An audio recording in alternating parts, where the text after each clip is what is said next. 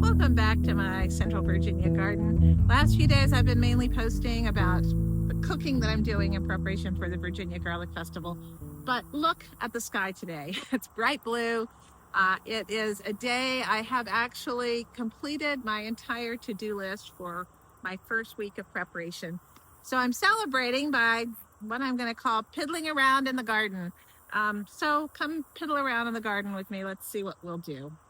It's fall garden, and as I said on my garden tour, definitely on the wane, but I'm actually, I don't know, let's see what happens. Let's see what I do. Don't know what it'll be, but I know one thing I'm going to do is pick this Trumbacino squash, which is definitely ready for wintertime harvest. All right, let's see.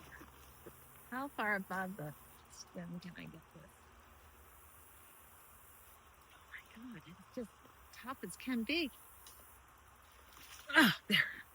Whew. Well, I'm going to have to use this sooner rather than later because I broke off the stem part. Now, the reason you want to keep the stem on, and something's been nibbling on it right here, see?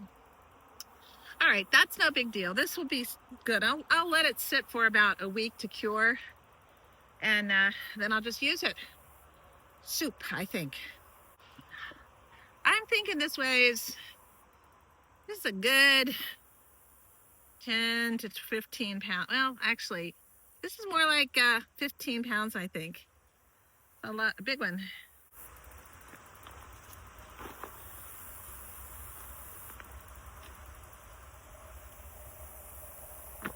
This one I'm going to leave on just a bit longer. It's still got some green streaks up here, so I'm just going to let it be.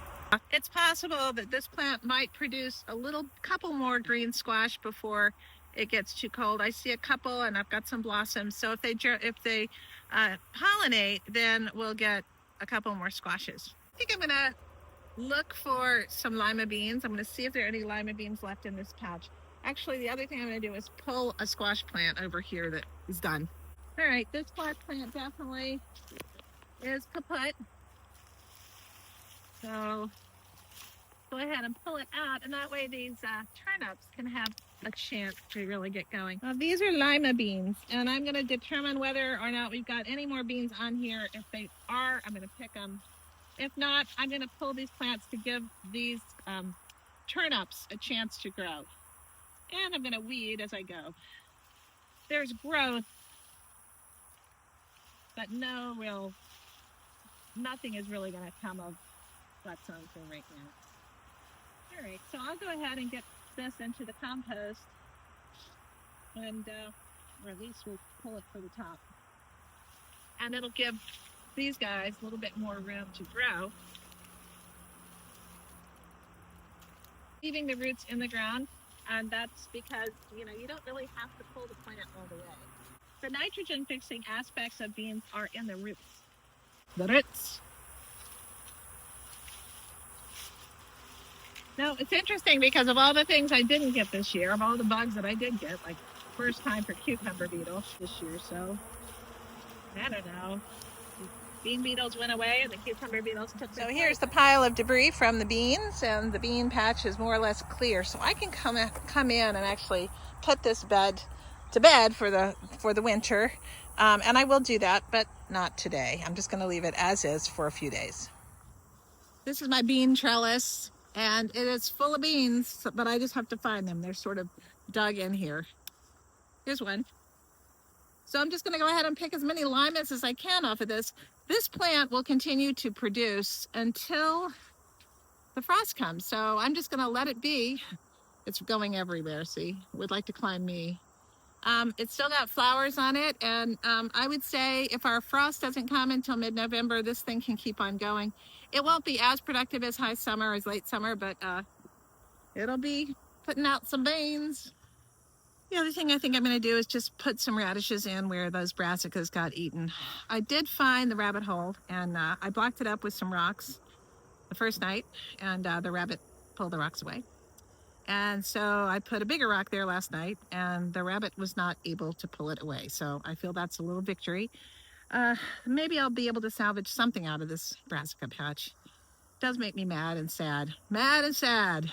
Not a good combo. All right, let's go ahead and get those planted.